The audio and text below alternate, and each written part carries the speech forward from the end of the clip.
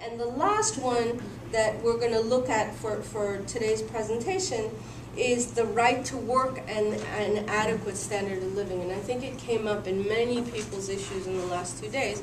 And what we're going to try and do is talk about the obligation of the right to work and an adequate standard of living in terms of fiscal and monetary policy, right?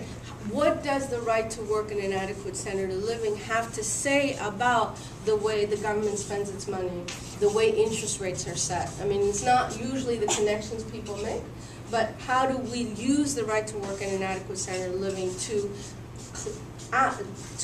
demand from the state a certain kind of economic policy, right? And we'll look at it together. Okay, so those are the few human rights norms and standards we're going to use. There's more in here, and there's a ton more information in here that you can take back and sort of digest. Now we're gonna I'm gonna start us off with just a little bit on macroeconomic policy, and some of you might know this and others don't, and but so it's basic economics 101 in 10 minutes, just so that the language and the words that we use are familiar to everybody. And if there's anything, and I meant to say this in the beginning, if there's anything that we say that doesn't resonate, please stop either of us and just tell us. Because sometimes when you keep talking in a certain language, you forget that it's your own language and that nobody else knows what you're talking about. So please stop us at any point. So how do we use these principles and human rights principles to hold governments accountable, and especially with macroeconomic policy?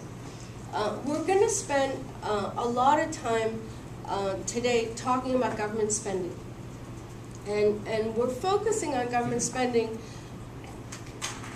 partly because of the kind of economic climate we're living in, right? The kind of time that we're living in. And the amount of discussions that are going on in the popular media about spending, right? I mean, the Tea Party wants to cut spending. Everyone wants to cut spending.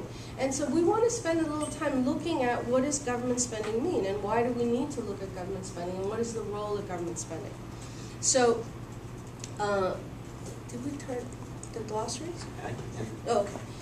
So we have a list of terms that comes out of a book that James and other colleagues worked on called the Field Guide to the U.S. Economy, that came out of the Center for Popular Economics. And the Center for Popular Economics, just so you know, the many hats that we all wear, is an organization out of the University of Massachusetts that's been doing popular education of progressive economics for 30 years now?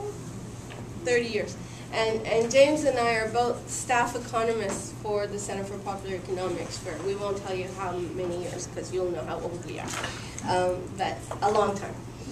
And so the Field Guide to the U.S. Economy is a popular guide for people to understand the economy, and this is the list of glossary that comes out of that.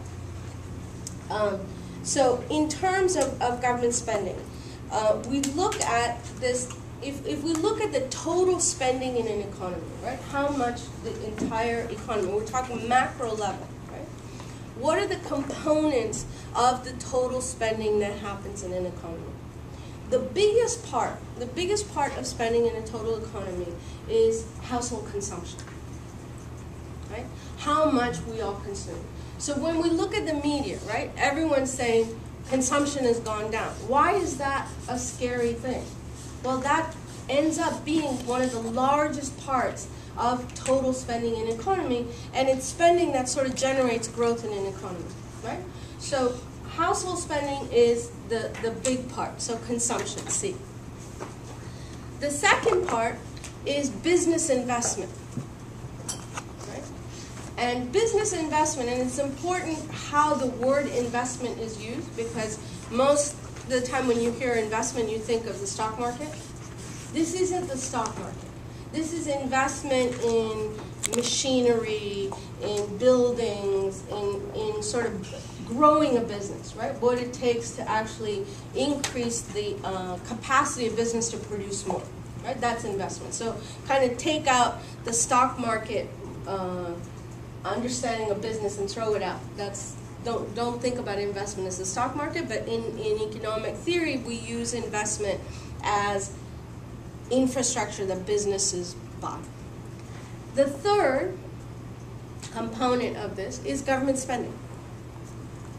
Right? So when we look at aggregate spending, the entire economy, how does the economy actually function? It's consumption, investment, government spending. And the last component, which we're not going to actually deal with, but we'll put it out there, is net exports, which is how much we sell abroad minus how much we bring in. Right? That's what net exports means. So it's exports minus imports. And so if we're importing, if we're having a huge trade deficit, which is lessening a little bit, but if we're sending more money abroad because we're buying things from everywhere else and we're not selling things abroad, it reduces the spending, okay? But for our sake right now, we're just going to look at sort of what we call a closed economy. We're going to forget about the open part of it. We can talk about it in discussion if need be, but we'll just look at consumption, investment, and government spending. So what was happening right now, especially in this moment in our economic history, what are the two things that are going down? Consumption, right? I mean, that was it. Actually, there was a report yesterday that consumer spending went down again, right? And consumer spending has been going down for the last 2 years, and since the crisis. I mean, every now and then they say, oh, it's going to go back up. I mean, this, Black Monday after Thanksgiving is when everyone's sitting and looking to see if consumer confidence has gone up. It's really important because it is the largest component of spending, right? And so if there's not consumer spending either because of unemployment or the lack of confidence in the economy, that's a big part. So consumption's gone down. Investment has gone down. Business investment, I mean, they're all cutting back, right? Now, when both of these things are happening simultaneously and we're going into a recession, who can come in and do something to stimulate the economy? The government, right? So the government has control of money, and the government then can come in and infuse the economy with some money, right? They can come and spend, they can build roads, they can do infrastructure, they can do green jobs, they can do all of the things that we're hearing the stimulus money doing, is to infuse the economy with some money so that then those people who get those jobs from those things can start spending and jumpstart consumption.